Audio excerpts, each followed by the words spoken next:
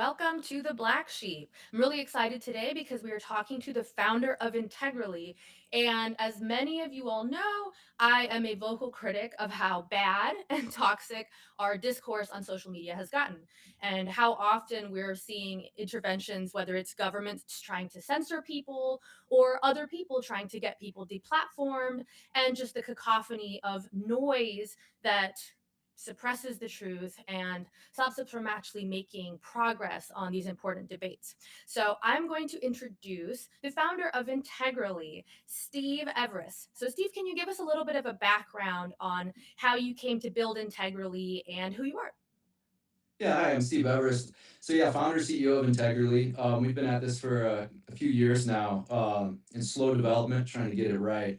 This platform we're building for the proper contestation on the truth value of claims is a dialogic platform versus what we're used to on social media. Maybe call that a chat platform. So we're built for a proper contestation. My beginning really starts in the '90s. That have got lucky with the .com, invested in a life science company. Worked with that until the beginning of COVID, and transitioned our vascular age calculator into the COVID age risk calculator. So my background's life science.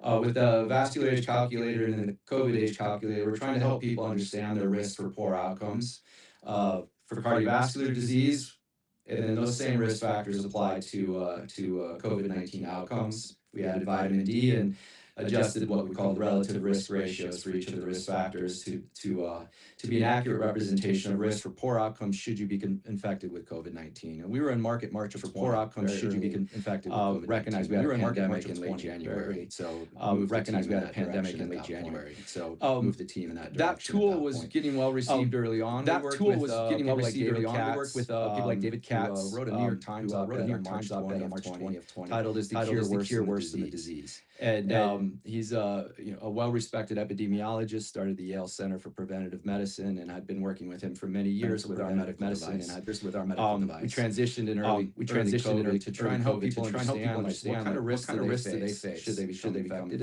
and that of their close contacts. And we knew early on that children were essentially bullet.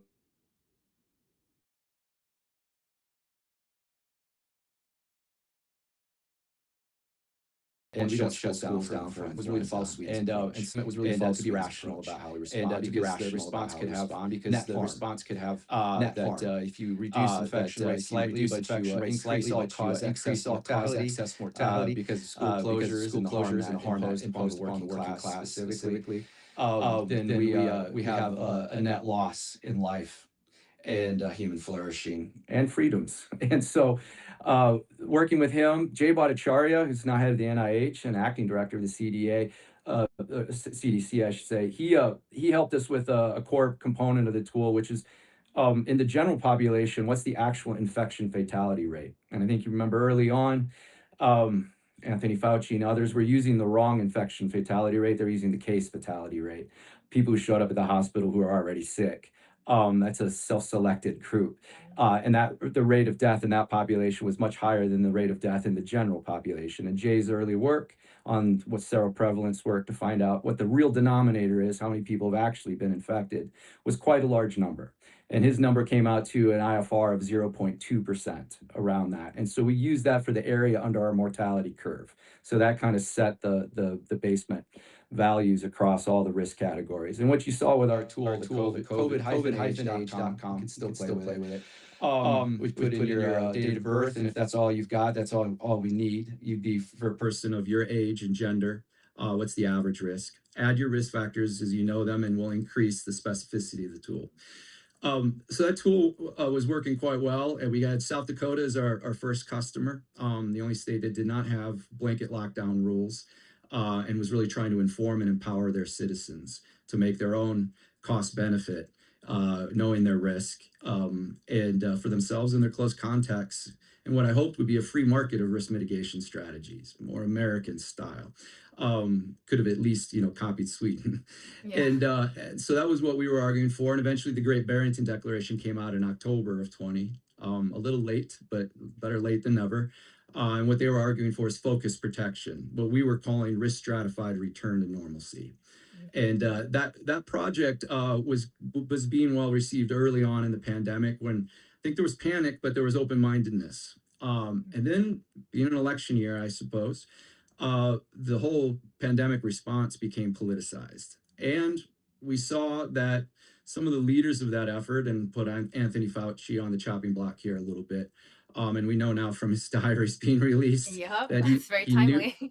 he knew he was lying the whole time, and we did too because we knew the science. Right. And coming from that background, that lockdowns would not be effective. That the virus almost certainly came from a lab leak. That masks did not have evidence to support them as a viable risk mitigation strategy. The WHO even had advisement against masks and lockdowns at the beginning of the COVID-19 pandemic, which they took down silently Right. without scientific justification or any new information to justify that, just as China was doing those things. Yeah. You may see a correlation and maybe causation there. And so, what we then saw by midsummer is that we were being actively censored online on social media and by the channels we typically as a society are using to find the Overton window, to find the key issues that we need to debate as a society. In a democracy, we need to have open dialogue, and that dialogue was being actively censored on all the social media channels. I know on Facebook you would get kicked off the platform for even mentioning a lab leak early in the pandemic. That's was that type of censorship was everywhere. We know from the Twitter files, thank you Elon Musk, Right. Yeah.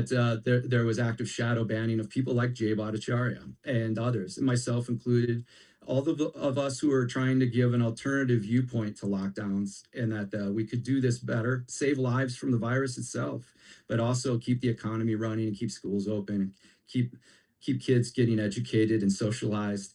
And yet here we were masking 2 year olds and Yep. doing other ridiculous things. And we had resources like Vinay Prasad, I think is one of the best meta scientists alive. He was a Mhm. great resource throughout the pandemic and still is today. He's worth listening and following. His YouTube channel is worth a follow.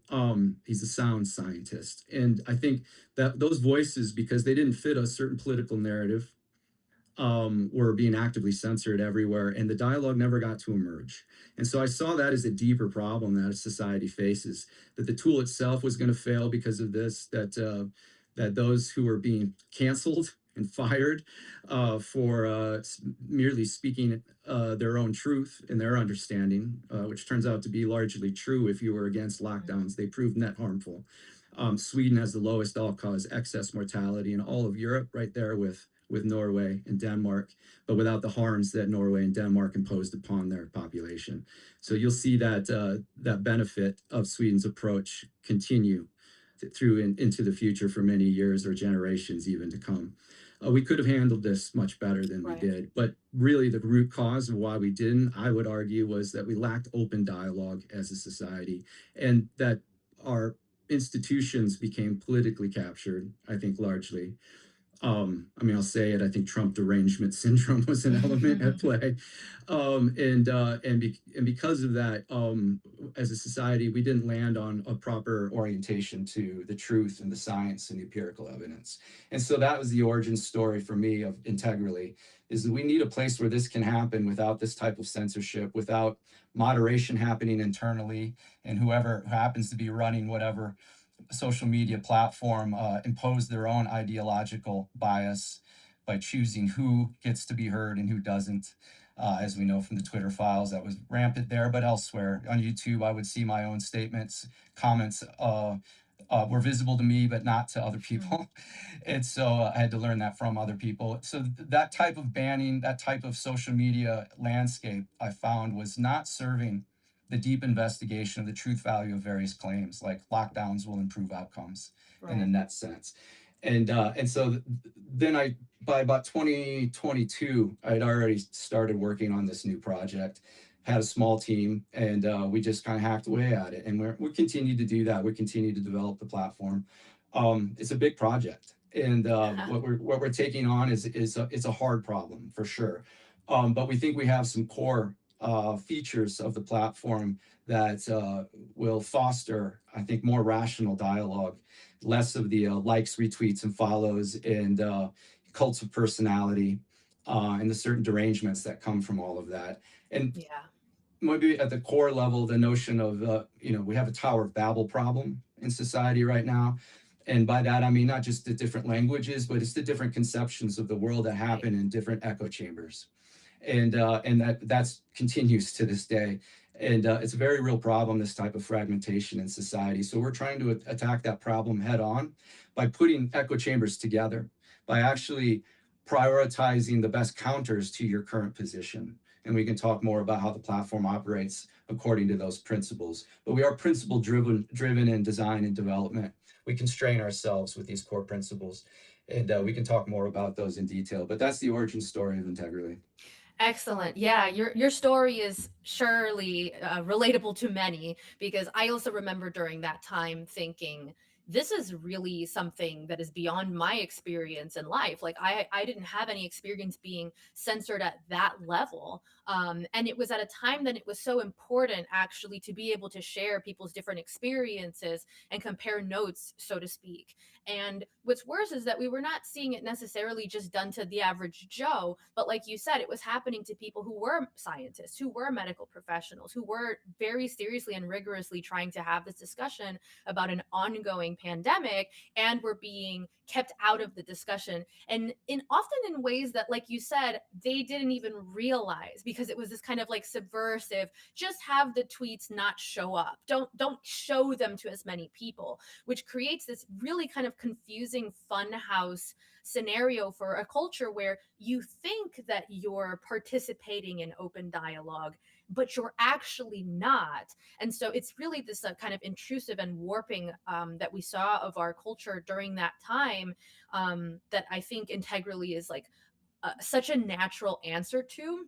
And so I want to talk more about integrally Mhm. because I think that we're kind of at this position in our culture right now where we are pushing at the limits of what we can do with online discourse as we currently have it. And so much of it, at least the kind of it that seems to really drive culture and get attention, happens in these platforms that really aren't very well designed for open, constructive, sense making dialogue, the kind of dialogue that we needed during COVID. And better to have anything than nothing, as we saw during COVID, because then at least you can find out, okay, so there is someone that has this dissenting opinion. It's not just me. I'm not crazy.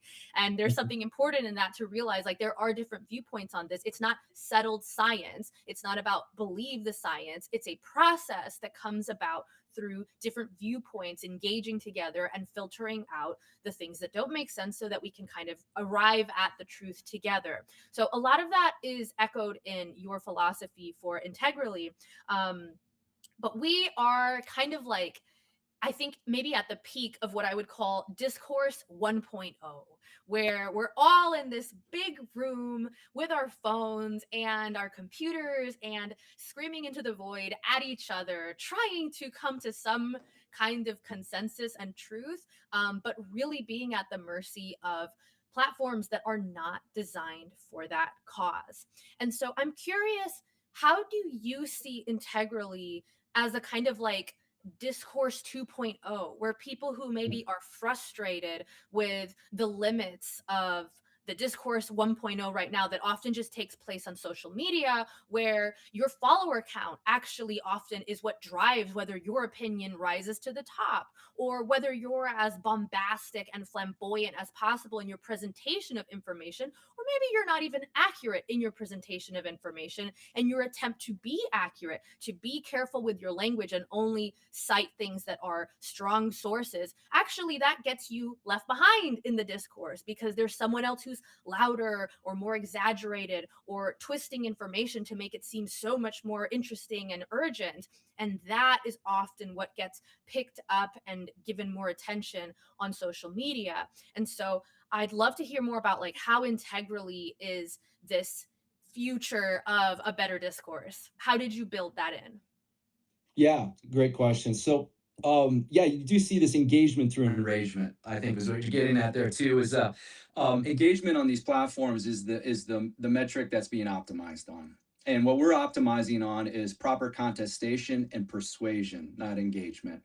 And so yeah, is that the uh, going to be the most monetizable approach? Ultimately, we think so, yes. In the world of Discourse 2.0, I like Awesome. that. That's the hope, is that we satisfy a market need that is not currently being satisfied by current platforms. And why are the current platforms really failing? I think you get at a lot of the core issues there. The algorithms themselves will do it if you don't do it yourself, which is echo chambering us, because we tend to like to hear from people we agree with. It makes us feel righteous, makes us feel correct, even if we're not technically. And so that process is essentially how all social media works. So we're not designed that way. We don't prioritize the most popular statements or the most popular lines of argument, I should say, the threads, and we're organized around that tree-like structure that dialogue naturally is. And we rank those threads that are most likely to change your view on a claim. So you score the claim with our triangle. It's another innovation we have. It's a Likert scale from strong agree to neutral to disagree to strong disagree. We have in the middle, like you just don't know. It's uncertain. It's gray. And then at the bottom, this triangle, at the very bottom is this isn't worth engaging. This is ad hominem. This is the typical engagement through enragement, the typical grandstanding. The unreferenced, the empirically ungrounded, opinion sharing, and personal attacks or attacking of others that doesn't add value to the sense making process. We leave that to our users to decide, and that will tend to hurt the reputation. We are reputation based of those who are writing statements like that and filter those statements out across the edge of the ring of siblings so that what you're likely to get ranked highly is not the most popular line of argument, but the one that's most likely to change your view on, based on how you scored that claim. So if you're strong agree on a claim that the two-state solution is the path to peace in the Middle East, one, TAG or AI will immediately take the opposite view and give the best counter argument it can present. So using the best models and empirical references. The references are a big part of any good dialogue. So that'll already be the case, is you're already arguing with TAG. No matter where you stand, TAG will take the opposite position from you. And so that's true for everyone. And so that's one way that we generate contestation. But then obviously anyone else can reply to you with their counter, if they do counter you on the claim, and try to convince not just you but others reading that dialogue that their view on the claim is correct. Now we'll give an example of how the tool works um, to realize when this is happening. Is if you say score a claim in strong disagreement, and then someone has a statement with that, they scored the claim in strong agreement and their statement is for the claim, and you agree with their statement, you see something worth agreeing with, that may kick off our algorithm to ask you to rescore the claim above. And if you move your view from strong disagree towards that person's view, then they'll get a reputation boost for being essentially persuasive. It's a measure of expertise on our platform. And for others who come to the platform who score in the way you scored initially, they'll tend to see that statement and that branch more highly ranked, because if it's the one that's doing the best job of moving people off of your initial view. So for us, it's about the argumentative theory of reason. If we have a reference to the literature on that, it would be Hugo Mercier and an excellent book, The Enigma of Reason, that he wrote with Dan Sperber. Um, their theory, which we won't get into in detail, we're trying to actualize. And so this notion of then putting you uh, in front of the best counter arguments that can be mustered not just by TAG but obviously by the other participants on the platform, people in different echo chambers than yourself, is the best way to really strengthen your own worldview. Now it may be that you'd move towards their view, you see strength in their position. um, what's the downside of making that move for you? With us, we try to remove that downside. So at the claim level and below on our platform, you're pseudonymized. Your Right. name is not revealed. And that, to remove that kind of cult of personality, getting likes, retweets, and followers. We don't operate that way. We don't have direct messaging. We don't have the ability for back channel types of communication between groups. We make it hard to game the system that way, but also we want the dialogue to be transparent and out there, and for people to see, hey, how did this individual whose name I don't know, how did they score the claim? You'll see that with the center branch color above their statement. How did they score the parent above? You'll see that with the outer branch color. So we're giving you the framework of the ideological orientation of all the users on the platform. We're ranking the best counter arguments for your position to see if they move you. Obviously, you're capable of engaging those or other arguments off on the ring of siblings that might be good pro arguments. So you can add as you see fit, navigate freely. We don't dictate. We just give some defaults. And so in the end, that's another principle we have is we don't override your intention ever. And there's a number of features we can get into detail on if you want for how we enable all of that. But our algorithm is essentially transparent. It's towards the best sense making and the best counter views. You could quote Cicero and John Stuart Mill, who quoted Cicero in his excellent book On Liberty, which is required reading for our team. When he Awesome. says, yeah, when he says, he who knows only his side of the argument knows little of that. And if you want to put in a nutshell how we operate, we believe that very strongly, that you need to hear the best counters from those who hold those counters. And you need to engage them with empathy, with the desire to understand their perspective as they seek to be understood, without sympathy, without sympathizing with their perspective, by still maintaining your own as best you can. And what's the net result? Is the hope is more critical thinking skills get developed and a more comprehensive understanding of the nuance of these issues, something that was lost during COVID, where many times the right answer was, we don't know. Mm. And we need, therefore, begs the question, how can we know? And, under Fauci, he had a large budget at the NIAID, under the NIH. He had billions at his disposal to run all sorts of studies on masking effectiveness, lockdown effectiveness, any number of things. And those studies were not run. He ran zero studies. And there were many questions that demanded those studies be run. In fact, most of the best science in the world wasn't being done in the United States through COVID. It was being done elsewhere. And we can blame the administrative state here for not living up to its mandate, I think, there. But that notion that a certain perspective became the orthodoxy, and if you were not on board with the orthodoxy, you were actively censored. Your career could be ended. On social media, you were actively censored or shadow banned, kind of quietly censored. And that the different viewpoints on this that should have been actively discussed in America were not discussed for that reason. So that's why we just take it on directly. Like, you need to hear from the best counters.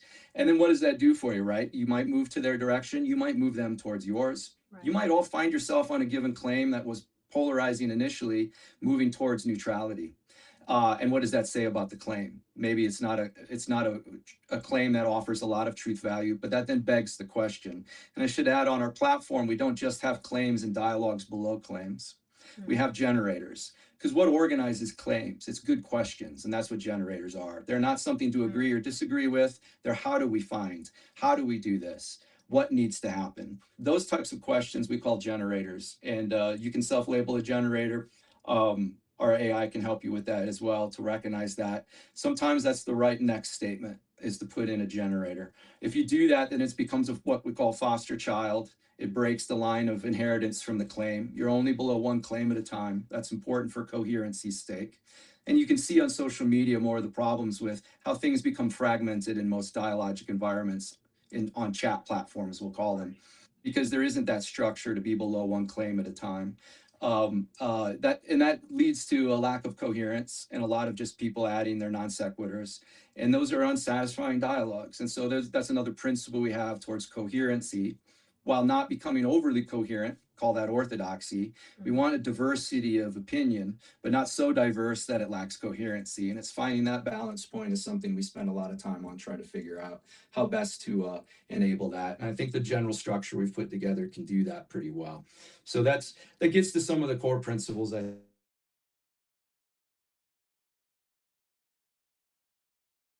Become an expert in dialogue to much of an extent that is really like the foundation of the platform in many ways is how do we have constructive dialogues that actually take us somewhere, which is something that I definitely love about integrally, and I think I would love to see more people engaging with that kind of dialogue, because I cannot even spend much time on social media anymore because I have become so kind of black pilled by seeing how much we have gone in the opposite because of the design of these platforms that really go against everything that you're describing. And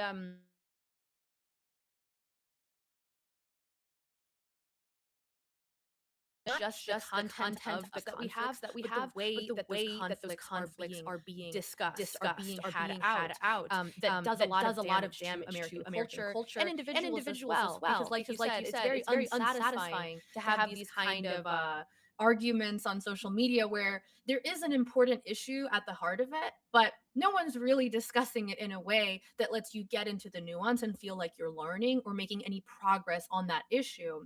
And if anything, it is often doing the opposite of what your platform does. It's dividing people further, it's polarizing them more, and it's giving us these kind of warped perspectives on both the issue and the people that we disagree with on that issue, that they're so far over there, they're so crazy and out of left field. And often, like, a good, well structured dialogue helps us realize, well, actually, there's a point here. And that's what this person's trying to get at. And that's why we can't move forward in this discussion, because that point hasn't been sufficiently addressed. And so we're stuck there. And what I love about Integrally is that your knowledge of how dialogue works is built into that platform. And so the structure and the design of it really just guides people along so that they can participate in that kind of constructive and, like, I want to say, self-improving dialogue. There's something really about it that improves you as an individual, even though we're talking so much about the impact on society and culture as a whole. And of course, COVID was such a great example of that. And but at the same time, it really impacts us as individuals.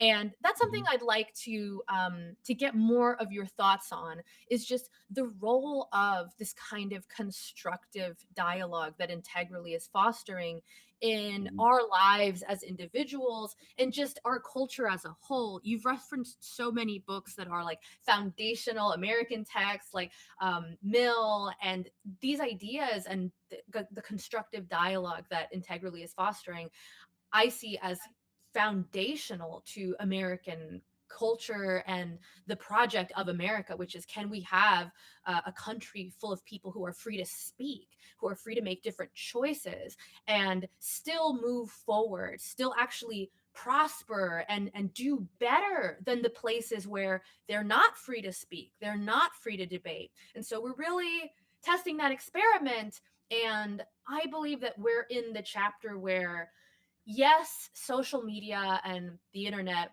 has given many people a voice that they didn't have before. And in some ways, that's been incredibly important because it allows people to criticize their leaders and form communities that are more based along their values, as opposed to kind of just like having to look and see what the media tells us to believe and what the narrative is and just sit in your house and watch the TV and accept what you're told is the truth. Now there's an ability for the populace to discuss, to debate, to push back, to publish their own views on things. And so, of course, there's so much that's great in that. But I think we are reaching the period where we really need to start moving into that form of dialogue that Western civilization, not just American civilization, is really built on, the idea that we can learn and grow as a people and a culture through constructive, well structured dialogue. So, what do you see Yeah. in that? Well, and you're getting right to the heart of the Western tradition, which we're the classically liberal mindset that really starts with Socrates. Yeah. And I think that is a touch point. There's the pre-Socratics and the post-Socratics For a reason. Socrates fundamentally changed our orientation to the orthodoxies that had always just been accepted. And he questioned authorities. He was actually put to death for corrupting the youth because he got them to also question these orthodoxies that were taken for granted. And I think that is the core nature of the strength of the Western tradition, is that we continue this to this very day, and that we continue this going forward. That we need to question our leaders, our authorities, the administrative state, those who would tell us something that does not sit right with us, and that the process of dialoguing on that with strong empirical grounding will lead us, one, to understand the truth value of the claims they're making or lack thereof, and give us the benefit of better critical thought and a more nuanced and deeper understanding of the world. And if that's really an outcome we're looking for, it's not who's going to win the argument or what's the winning argument, although that's going to show itself on the platform. It's really about developing your own critical thinking and making sure that it's really about developing broadly aware of these issues and not just going along with broadly aware of these issues and not just confirmation bias that happens in those settings and the lack of critical thought and the lack of critical thought engagement with strong counters. They're either being censored and just not listened to at all, or if they are being heard, they're being dismissed outright as somehow they're wrong, they're bad, because they have ideas or opinions different from my own. And if Socrates showed us anything, that it is dangerous work, but it's important work, and it leads to the advancement of society with a more advancement of society with a body politic, most importantly in a democracy, that we have informed voters, and we have people who really understand the issues as far as they want to understand them, and aren't forming the kind of intellectually lazy echo chamber affiliation. Whatever they say, whatever the Democrats say, whatever the Republicans say, whatever Trump says or nothing he says must be true. This kind of approach to understanding the world is ultimately fragmentary and destructive to the health of ultimately functioning democracy. And why we're democratically moderated, the users input moderates what others see. We don't do that. We don't have any moderation. Criminal speech, anything not First Amendment protected, sure. But First Amendment protected speech, we're free speech absolutists by that definition. We're fully on board with. So Nazis are welcome on the platform trying to make their case. Good luck.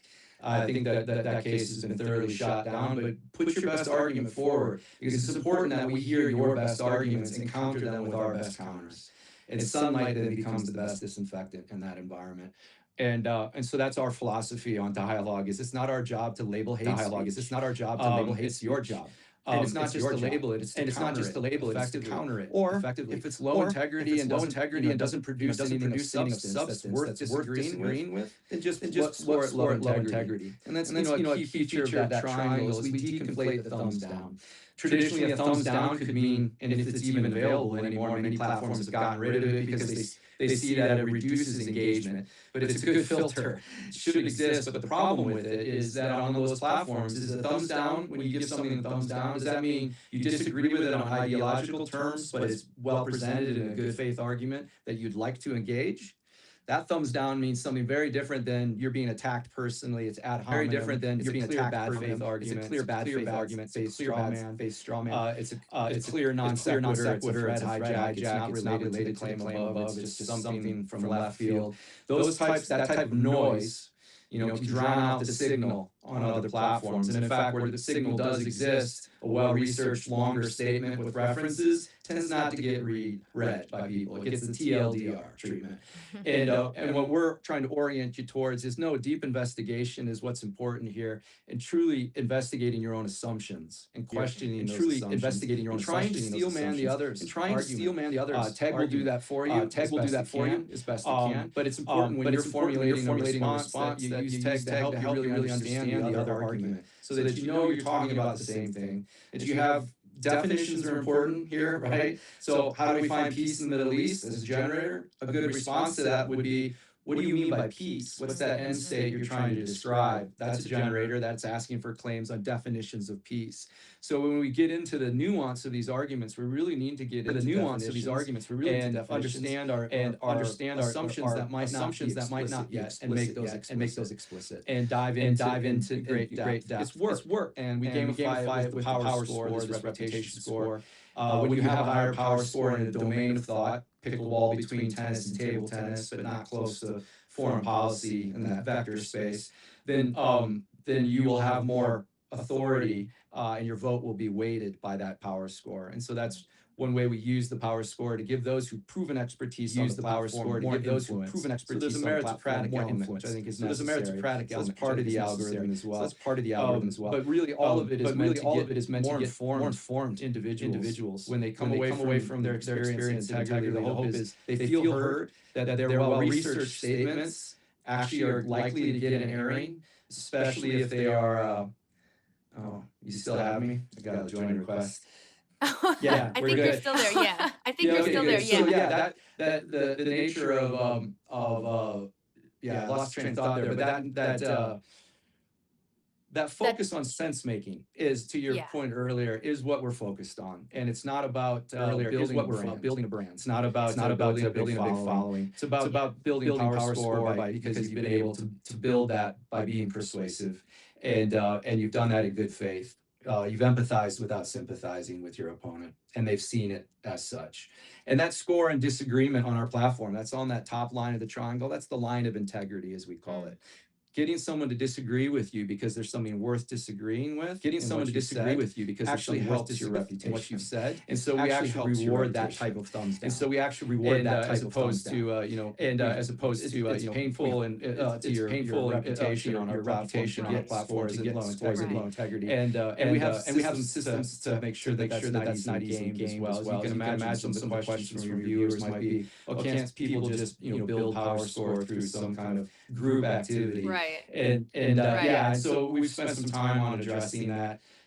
For example, getting a low integrity score from someone who agrees with you on the claim, so they don't like the argument you're making for the claim that they agree with you on, can hurt you more than having a low integrity score from someone who disagrees with you on the claim, because we do tend to think a counter is low integrity, even if it has something worth disagreeing with. And that's where we really want to move people towards is engage those with differences, and engage those with differences. Given you a good faith counter, engage that. That should reward them. And at the same time, gives you a chance of being rewarded for engaging in good faith with your counters. And so we really are designed with that triangle and the way we rank to defaults towards giving you the best, most good faith counters to your current position, and let things play out.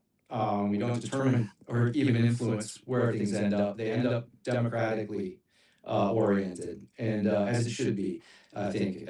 Maybe that gets closer to what the Agora was all about. Right. To get voices heard.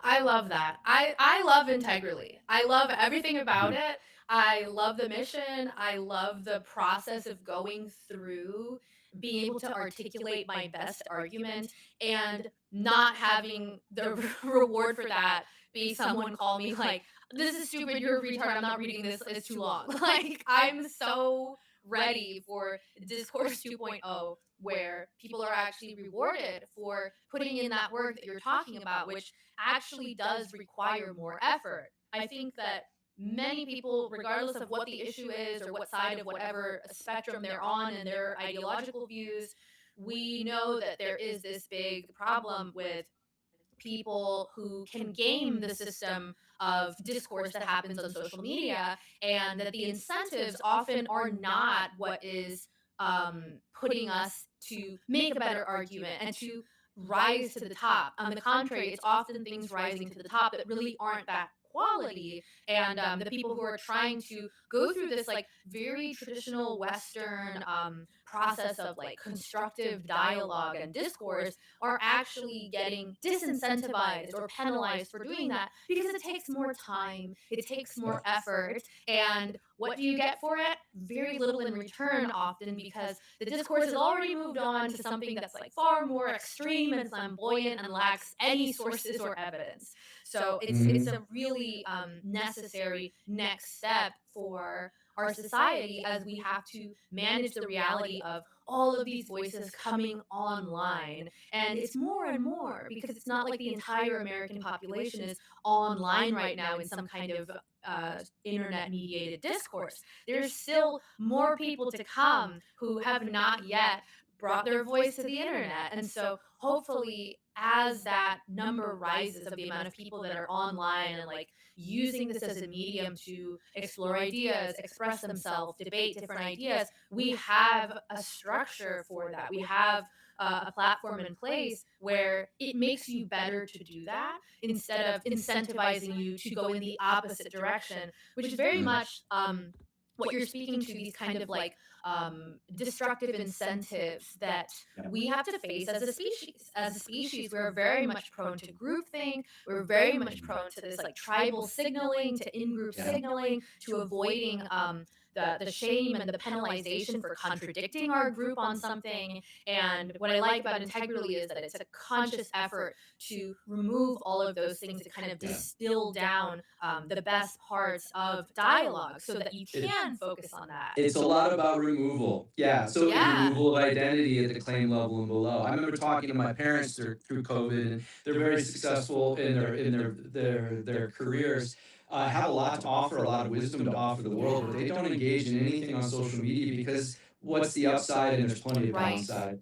And so by anonymizing, people like my parents could involve themselves in in-depth, interesting articles, or dialogues, and share their experiences and their knowledge, and back it up with good references and really make their point. So it's a place that's actually a safe space, like a true safe space, to share your honest opinion about the world, and then do the work, because a good statement in a line of argument can get reused. Let's say you put forward a well-researched claim that is itself moving people towards the view of your claim. It's well written. That can give you a reputation enhancement too, because we do have a vector representation of sentiment of every user on the platform based on their scoring history. And so if they score your claim in an agreement, and that's surprising, we assume that they would score in disagreement, that can also boost your power score. So at the claim level, it's good to put forward well-researched, highly specific, empirically grounded reference claims.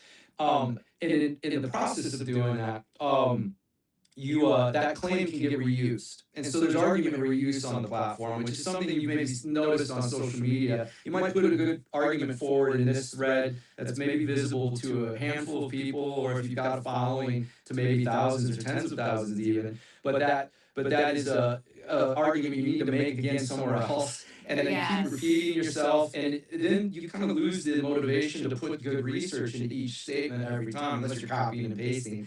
And that's not necessarily effective either. And so for us, if you have a good claim and it's well referenced and researched, and there's another dialogue, maybe a different claim, but somewhat related, and in the process of dialoguing over there, someone has a statement that our similarity search finds is similar to the claim you've made over here maybe a couple weeks ago.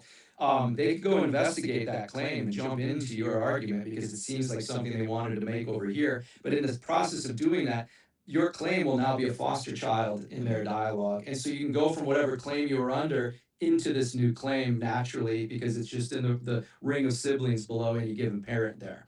And so this idea of argument reuse is a principle that we believe in. Just like in code reuse, you have a good module, it gets used everywhere, instead of writing spaghetti code mess and recreating the same thing over and over with all of the various forms of fragmentation and lack of actual proper work on that one module, that one good argument. So that we do incentivize putting the time in, putting the energy and effort in, because that argument then gets reused, and then it gets seen by more. And then that's the ranking of, and so then you can get more power score boost because your argument's being seen in other places, because it's naturally finding its way there. Now, if it finds its way somewhere that other people don't find interesting, they'll simply not score it and follow into it. They'll swipe over to one of the real replies, one of the real children, or one of the other fosters that might happen to be on that ring of siblings. So the ranking happens through just user engagement, where people want to go, what they want to score, and how they score it determines the ranking on the platform, and nothing else.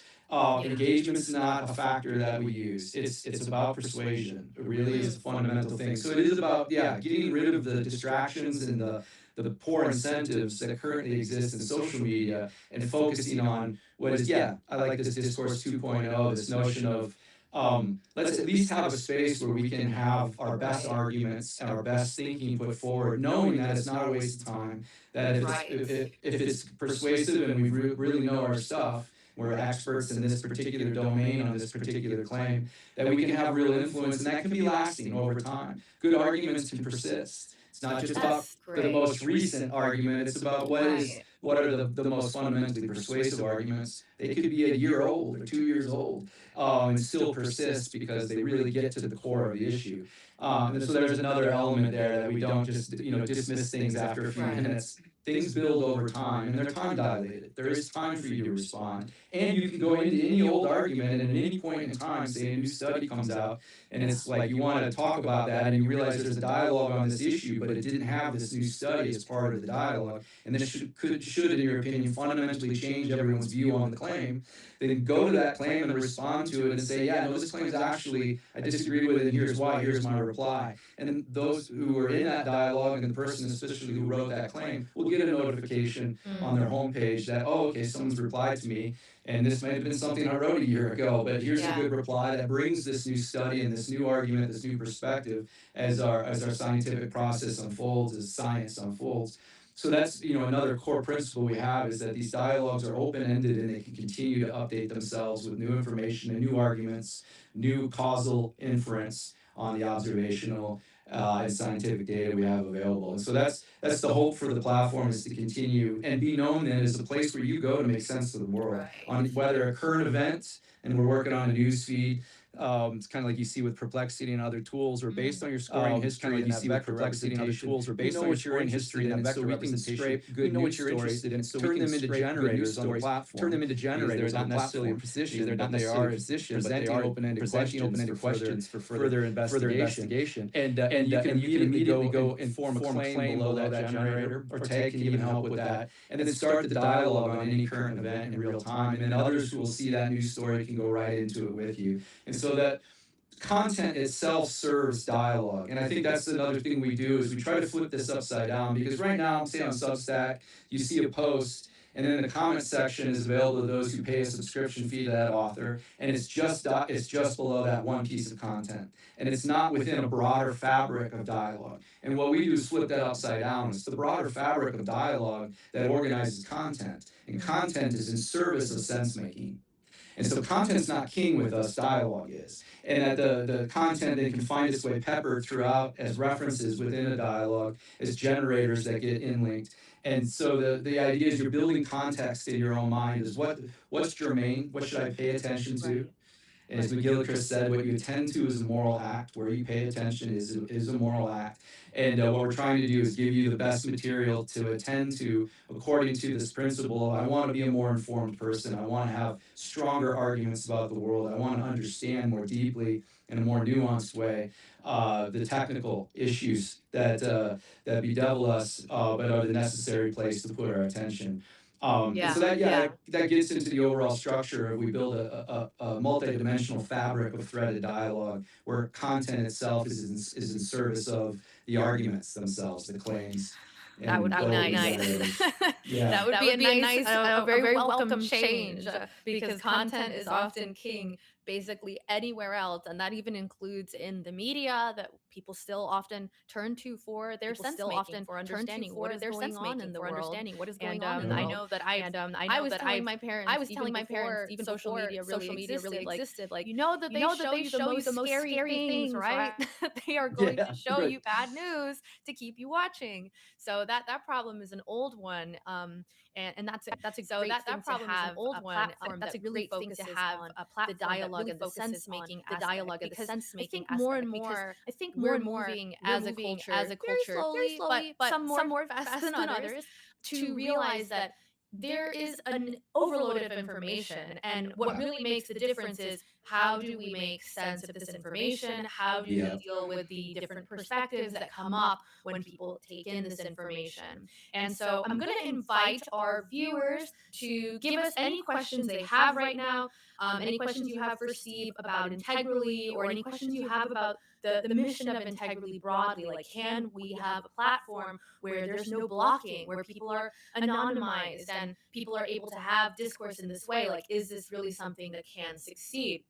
We have one comment from Ali that says, I just rejected a potential co-founder with great skills because their views were so intransigent and fixed that it would hold our growth back. We will be trading with people we don't 100% agree with. And I love that comment, because it kind of just shows that it's a skill that we need to be able to deal with different viewpoints, and to do so in a way that is actually skillful. So I love that comment from Ali. And I'm going to give you some of our skepticism round questions now. Please. Okay, so one question is, won't this just create a different echo chamber? Won't integrally just attract a lot of people who want to have civil dialogue, and they'll all have civil, constructive dialogue with each other, but it's an echo chamber, so of course they would be. So our algorithm will see echo chambers, and that's because we have a vector representation of every user. We'll see that, say, on the two-state solution I've mentioned, that there's a whole bunch of agreement that that is the process. Well, let's say you, as a user who has expressed a representation that points to maybe a one-state solution, we would help put you in that dialogue. And why would you be incentivized to go there anyways?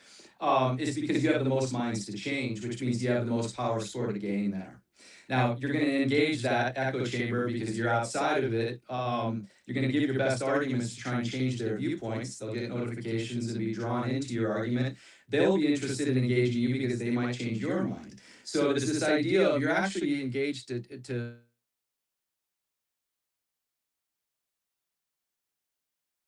actually are designed to break up echo chambers, to lice them, to use a medical term, and get them to engage with one another because the incentive structure is for that. If you're in an echo chamber on our platform, and of course they will start to happen, you're not changing any minds there. You're all in agreement on the claims, or you're all in disagreement on the claim, but you're all in alignment. And that alignment doesn't afford you any opportunity to advance your persuasive skills, your measure of expertise on the platform. So there is a disincentive to engage them and just kind of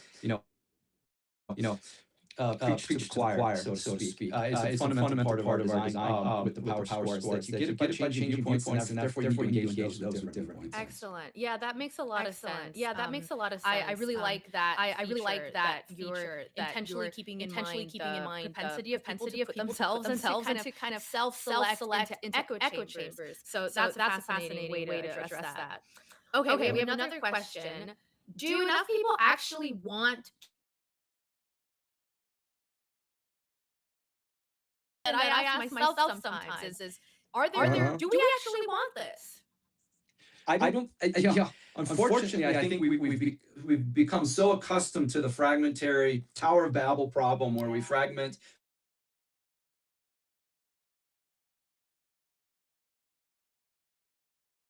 that don't interface with one another. And become so accustomed to having the feel-good dopamine hit of getting people to agree with you, to like you, to retweet you, to follow you, that it is an uphill climb. And I've said to my team since the beginning, I'm a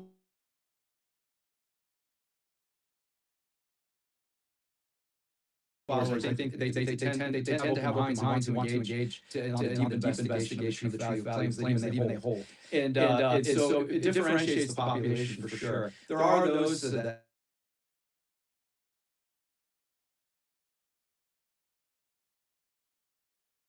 the cult of personality dopamine hit that won't be interested in having their views properly challenged, because it is hard. It's hard to have to divorce your sense of self-worth from your ideology, your ideas about the world. And I think that we've really lost a lot of that ability.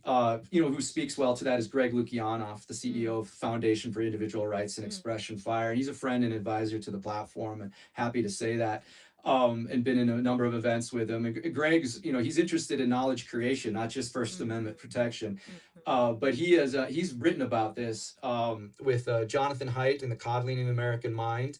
And then he's written further work on this notion of how we end up fragmenting ourselves and censoring each other in that process, and not properly engaging with an open mind, because we're able to divorce our sense of self-worth from the ideas we hold. And same for others, maybe more importantly. They have ideas we disagree with. That doesn't make them bad. They're not bad people. They just maybe are still forming their ideas.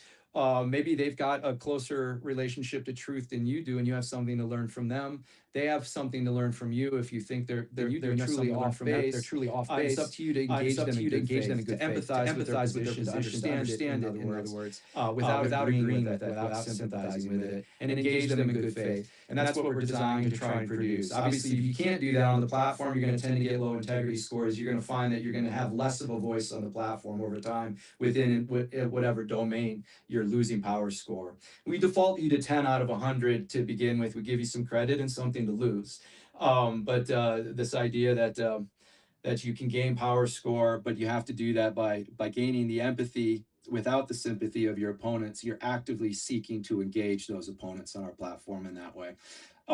Yeah, it's hard work. Not everyone's going to be on board with that. and that's fine. I mean, if you're not on board with that, we don't want you on the platform. Like, go to places where you can get that dopamine hit. I like slumming it on some social media sometimes. I think we all do. We have a little bit of fun, poking fun at each other. And maybe it gets a little bit heated at times, and maybe it gets a lot heated at times, and it becomes distasteful generally in that case. But some people thrive on that, and all right, they have a lot of growing up to do.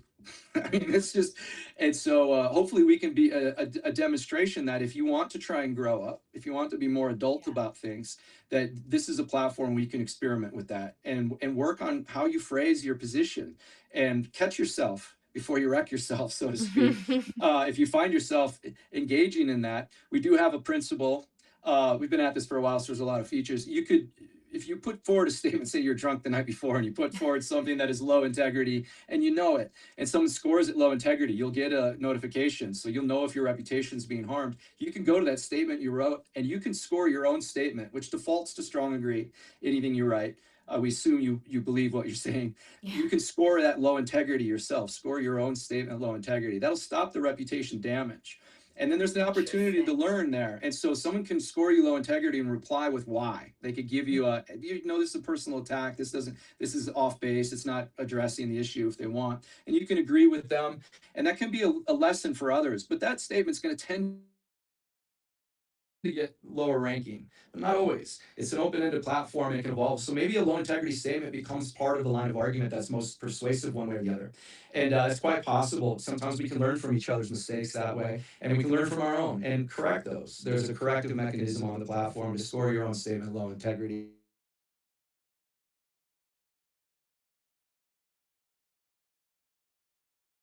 Leave it alone and just be like, okay, yeah, thank you. I didn't see that I was when I wrote it for whatever reason. So yeah, it's an opportunity to just become more mature in how we address those with different.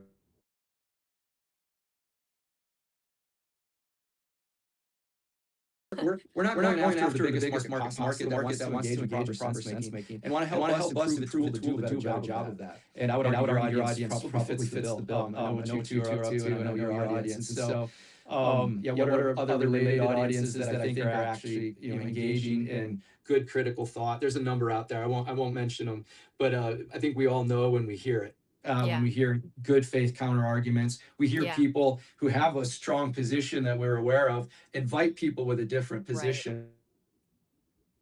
Right.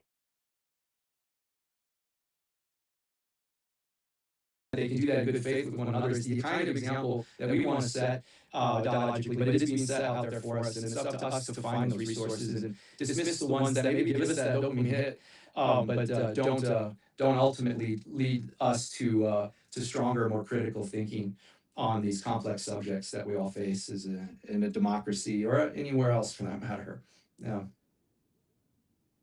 Yeah, well said. I definitely know what you mean about those places where we know when we see a bad argument and we know when we see a good argument. And so that's one of the things that I love about integrity, and I'm like itching to go use it now because it really inundated in the worst side of the online discourse that we often see. It's a good reset from that, where you can kind of build that muscle of practicing genuine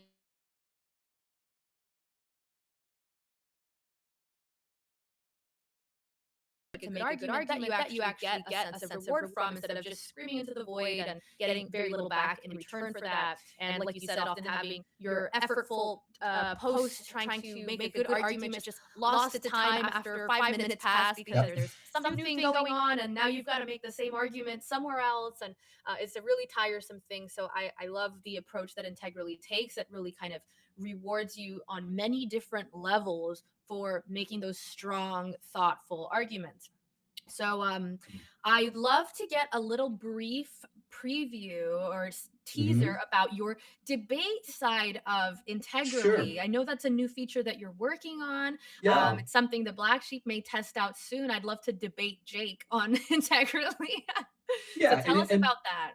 And I could tell you there are three product lines that I could describe quickly, and just give you an idea of how we're getting into the marketplace. One of those is a private space. So the ed tech, you have a classroom as a teacher, you can create one, invite students to it. It's just private dialogue for you, based on the same principles of how the Agora or public-facing dialogues work, but separated. And then AI, you can help build that AI's thinking, have MCP interfaces and the like in a private space. So that's one product line that's still in development, but essentially working. And we have an author page where we take on like a publishing platform like Substack, where you can actually have your identity revealed and go through the Stripe process to get payments as well as your identity verified. And then you're identified with those generators you write, and you can sell individual generators on an author page. And those generators, even though they're paywalled as individual pieces of content, can find themselves referenced in the Agora and other places, so that you can find a broader audience that can arrive through a foster connection to that generator and be like, oh,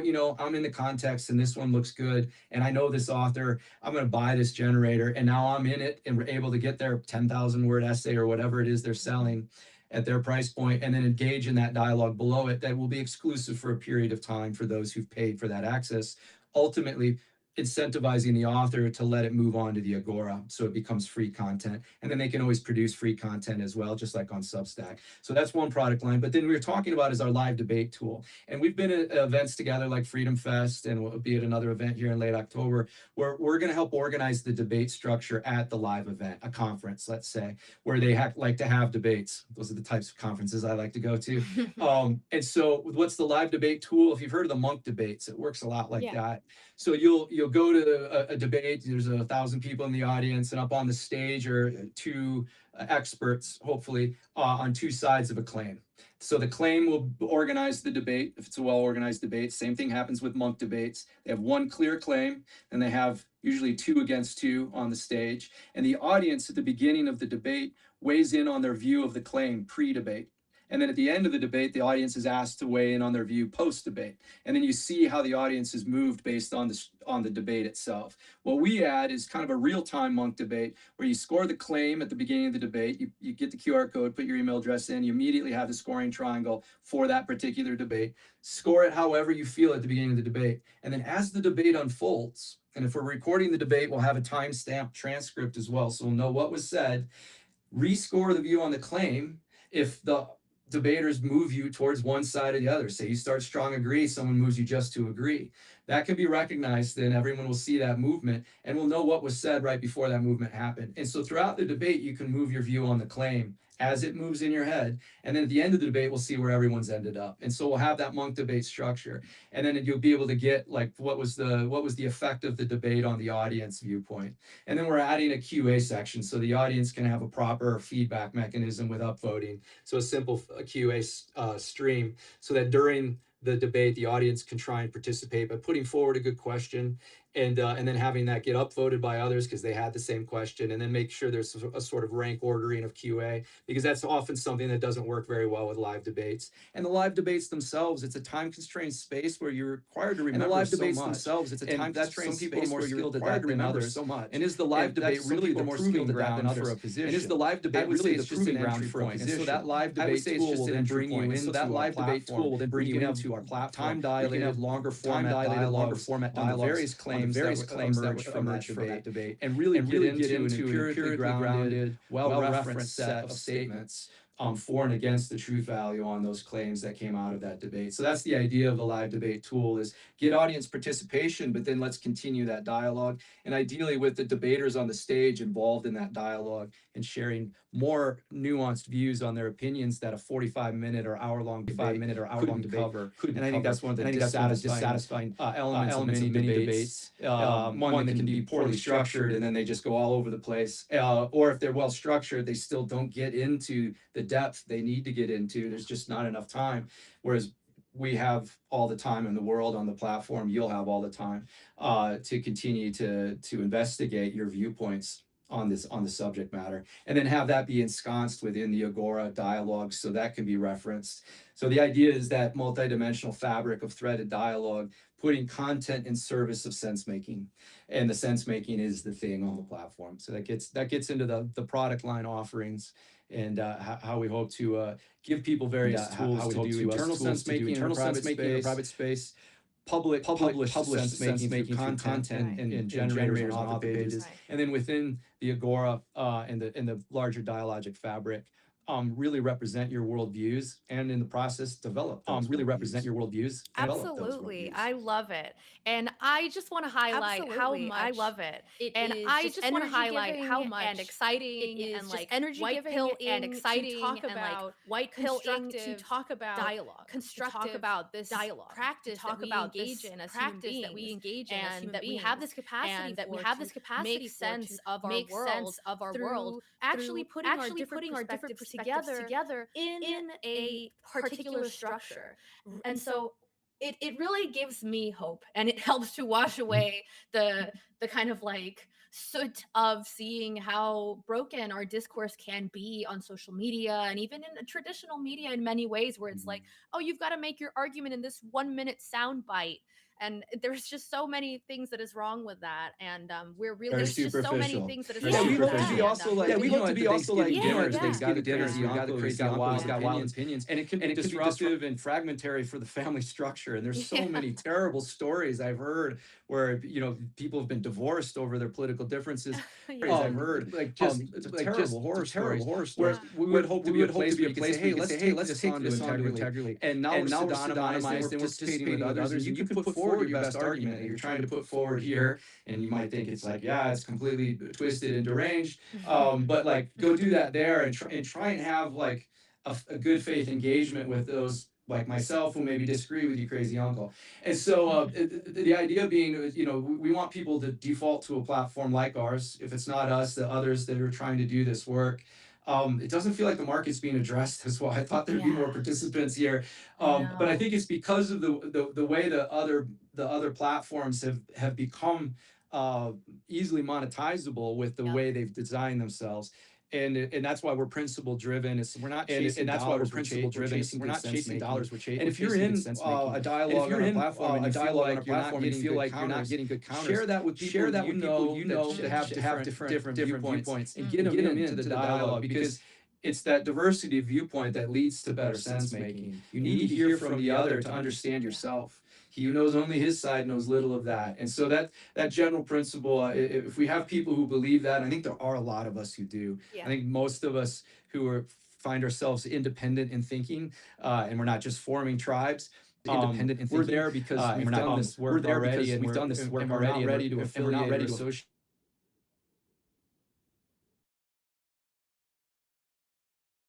Especially those who have different views, we're interested in hearing from them. We're fundamentally interested in hearing what's their best argument. And if we can get a group of people who are generally aligned, and hopefully the structure itself, the platform will tend to reward that type of alignment. That's what we're designed to do. That even if we start small, that we can grow from that, and that's a good kernel. And I think that in general, we're most of us pretty sick of online discourse as currently defined, as currently structured, currently designed, and hopefully we offer an alternative that people want to come to. I certainly can second that statement. I hope more people will start using Integrally and join me on it. As we wrap up here, I give people the link so that they can go and check out Integrally. It's just a click away. It's integrally.one. That's it. That's all you have to do, and you can learn more about Integrally and get started on the platform. Test out your debate and dialogue skills there. and use it in the way that Steve is mentioning. There's many different ways that we can use this to improve ourselves and to improve our discourse and to ultimately improve our culture and our society, because the way we argue is often just as destructive, if not more destructive, than the things we're arguing about, especially now. So I look forward to seeing more of you guys on Integrally, and let's try to make our discourse a little less depressing. That is my battle cry. Do you have anything you want to share, Steve? Well, please jump on board, and we're always in development. The process is open-ended. We'll take your feedback seriously. We have a report a bug or report an issue button. Give us your thoughts on what things we could do to improve the platform. We would love your feedback, especially from your audience. They're a good critical thinking audience, and so we know there's a lot of things. We have a lot of backlog issues that we want to improve the tool with. So we're hard at work. We'll stay hard at work, but help us out, and have dialogues on the platform about the platform. We're designed in a self-referential way to help improve ourselves with ourselves. Awesome. I love that. And now is a great time to be able to use Integrally as a founding member, someone that can help to shape this technology that is really crucial in our society right now. As we know, like Steve said, a lot of us are tired of the crazy hysterics and the rage baiting and outrage on social media. So it's a great time to actually put some of your effort towards helping to build an alternative. So just check out integrally.one, and thank you for watching. See you in the next live stream. Thanks all.